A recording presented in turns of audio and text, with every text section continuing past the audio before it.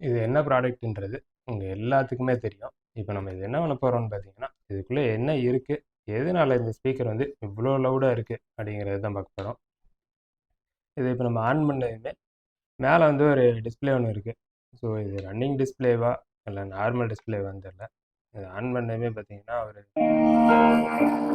7 டிஜிட்ல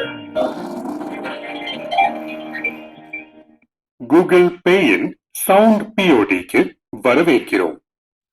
இத ஆன் பண்ணதுமே இப்படிதான் சொல்லுது. ஸோ இப்ப இது வந்து சிக்னலுக்காக வேண்டி இந்த கிரீன் கலர் லைட்டு. இதில என்னென்ன இருக்கு அப்படின்னு பார்த்தீங்கன்னா, ஒரு சிம் கார்டு, அதுபோக ஒரு டைப் சி சார்ஜர். இந்த லாஸ்ட் பட்டன் எதுக்கு அப்படின்னு கேட்டிங்கன்னா, நம்ம இதில யாராவது லாஸ்ட்டா எவ்வளோ பேமெண்ட் பண்ணியிருக்காங்க அப்படிங்கிறத கேட்கறதுக்கு கடைசி தான். பரிவர்த்தனை 330 ரூபாய். அது இங்க டிஸ்ப்ளேல காட்டிருது. ஸோ அது போக இதில வால்யூம்னு பார்த்தீங்கன்னா, ஒரு 5 வரைக்கும் இன்க்ரீஸ் பண்ணிக்கிற மாரி இருக்கு. அதிகபட்ச அளவு 10 வரைக்குமே வச்சுக்கிற அளவுக்கு இருக்கு. நான் 5 தான் இருக்கும் அப்படின்னு நெனச்சேன். பட் ஆனா இல்ல. இதோடைய லோவஸ்ட் வால்யூமே குறைந்தபட்ச அளவு இதுதான். இது பார்த்தீங்கன்னா, சவுண்ட் ரொம்பவே ஜாஸ்தி தான். இப்ப நம்ம இதை பிரிச்சு உள்ளுக்குள்ள என்ன இருக்கு அப்படிங்கிறத பார்த்துருவோம். இது பார்த்தீங்கன்னா, இது வரைக்கும் யாரும் இதை ஓப்பன் பண்ணல. ஸோ இது வந்து வாரண்டி கிளைம் பண்ண மாட்டாங்களாமா. இந்த ஸ்டிக்கர்ஸ் எல்லாம் ரிமூவ் பண்ணி இருந்தா நமக்கு இது வாரண்டி கிளைம் ஆனா என்ன, அவ்வளோனா என்ன. ஏன்னு கேட்டிங்கன்னா, இது என்னுடைய இது இல்லை, என் ஃப்ரெண்டோட இதுதான்.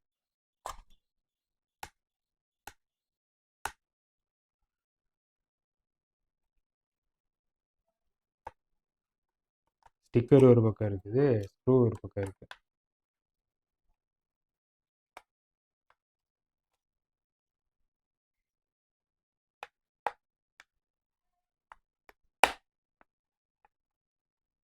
நான் ஆஃப் பண்ணிட்டேன். ஏன்னா இதோடைய சவுண்ட் வந்து இரிட்டேட்டிங்காக இருக்கிற மாதிரி எனக்கு ஃபீல் ஆகுது. உங்களுக்கு எப்படின்னு தெரியல.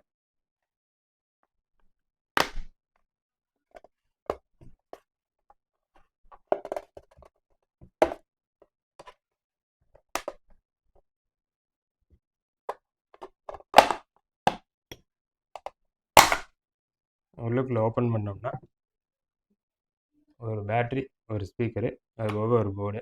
இந்த டிஸ்ப்ளேக்கு போகிற டிஸ்ப்ளே ஸ்டிப் இது. சிம் கார்டுன்னு எடுத்துக்கிட்டிங்கன்னா,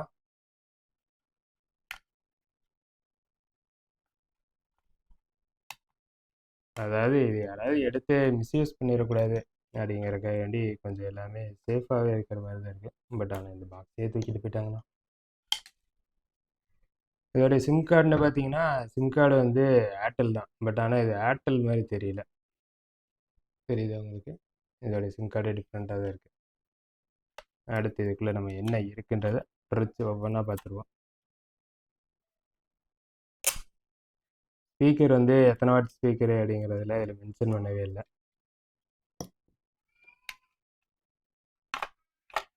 பேட்ரி, பேட்டரியோடைய எம்ஏஹெச்னு பார்த்தா 2000 எம்ஏஹெச் பேட்ரி.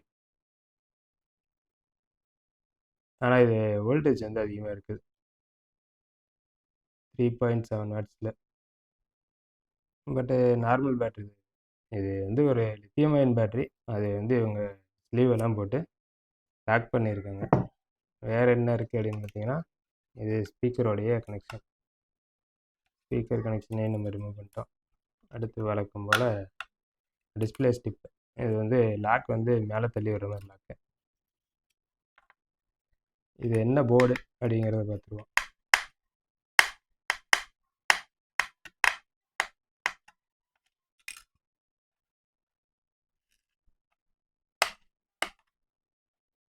இது போர்டு வந்து ஒரு மொபைல் போர்டு மாதிரி தான் இருக்குது. பட் ஆனால் இது வந்து எந்த அளவுக்கு ஏதாவது ஸ்க்ரூ இருக்கா? ஸ்க்ரூ வேறு ஒன்றும் இல்லை. இது வந்து டவர் ஆண்டனா. ஆண்டனா வந்து ரொம்ப சிம்பிளாக சின்னதாகவே முன்னாடியே கொடுத்துருக்காங்க. இது ஸ்பீக்கர் நம்ம அப்புறமா பார்க்கலாம். இது டிஸ்ப்ளே வந்து பிரிக்கணும்னா மேலே தான் பிரிச்சாகணும். இது ஹீட் பண்ணி தான் எடுக்கிற மாதிரி இருக்கும். இது பார்த்தீங்கன்னா சிம் கார்டு போடுற அந்த ஸ்லாட்டு. இதுதான் வந்து மதர் போர்டோடைய மொத்த கண்ட்ரோலுமே. அதாவது இதுக்குள்ளே தான் சிபியூ, ஜிபியூ ஆல்மோஸ்ட் எல்லாமே. இது வந்து ஒரு கீபேட் மொபைல் மாதிரி. கீபேட் மொபைலில் என்னென்ன இருக்குமோ அதே தான். அப்போ இதை நம்ம வந்து ப்ளூடூத்தாக யூஸ் பண்ண முடியுமா அப்படின்னு கேட்டிங்கன்னா இதில் ப்ளூடூத் ஆப்ஷன் கிடையாது. ஸோ இது வந்து டவர் ஆண்டனாவுடையது. அது போக ஒரு 4 பட்டன்ஸ் இருக்குது. இது வந்து ரீசெட் பட்டன்.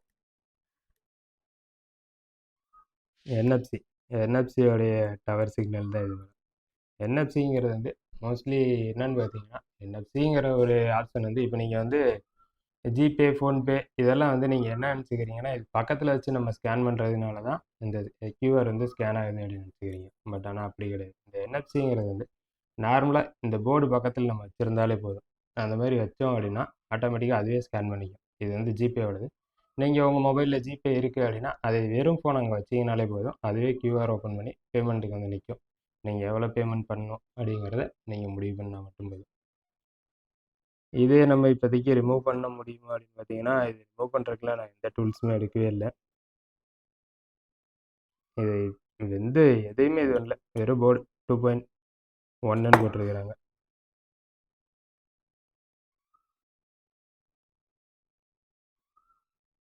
இதில் வேறு எதாவது இருக்கா அப்படின்னு பார்த்தா வேறு எதுவுமே இல்லை. இதோடைய ப்ரோக்ராம் போல இது. இதில் அந்த வால்யூம் வைக்கிறதுக்கு இவ்வளோதான் அப்படின்ற மாதிரி. வேறு என்ன இருக்கிறது இதில்?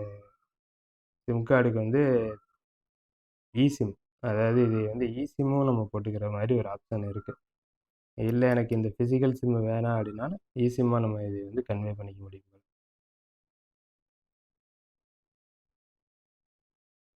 இங்கேயும் அதே வால்யூம் அப் டவுனுக்கு பட்டன்ஸ் கொடுத்துருக்காங்க. ஸோ இங்கேயுமே பாயிண்ட்ஸ் இருக்குது. இது எதுக்குன்னு தெரியல. அடுத்து ஸ்பீக்கர் பற்றி பார்த்தோம்னா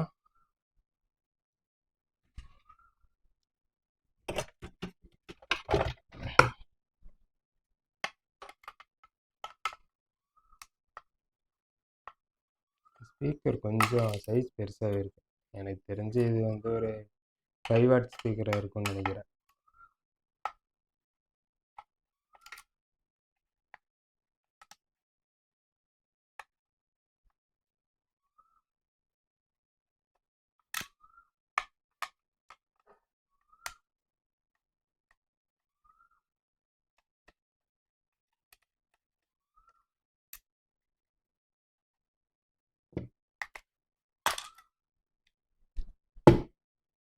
இதுதான் அந்த ஸ்பீக்கர்.